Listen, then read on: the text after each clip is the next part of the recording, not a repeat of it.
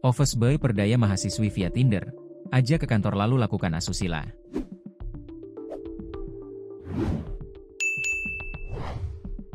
Kasus pelecehan bermodus aplikasi kencan kembali terjadi.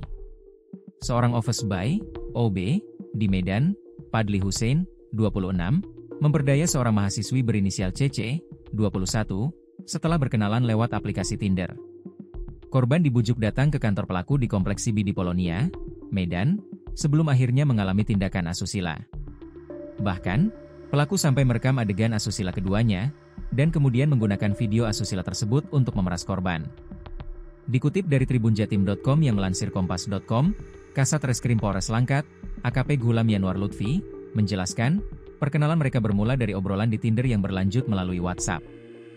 Pada Juni 2025, pelaku mengajak korban berkeliling kota Medan, lalu mampir ke kantornya dengan alasan mengambil sesuatu, ujar Gulam, Selasa, 4 November 2025. Namun sesampainya di lokasi, pelaku justru melancarkan aksi bejatnya. Sampai di parkiran kantor, korban mengalami kekerasan asusila yang berlanjut di dalam kantor, jelas Gulam. Pelaku bahkan mengancam korban agar menuruti keinginannya. Beberapa minggu kemudian, pelaku kembali menemui korban dengan alasan ingin meminta maaf. Korban yang semula percaya justru kembali menjadi sasaran. Kali ini, Padli merekam adegan asusila menggunakan ponsel.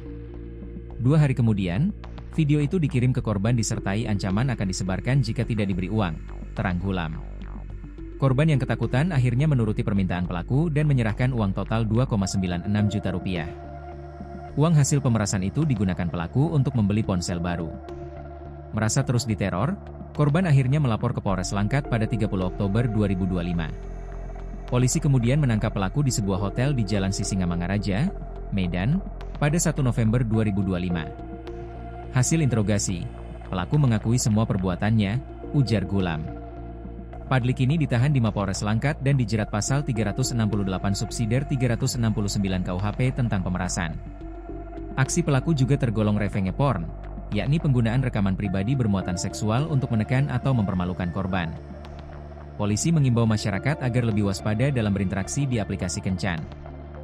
Jangan biarkan siapapun merekam aktivitas pribadi.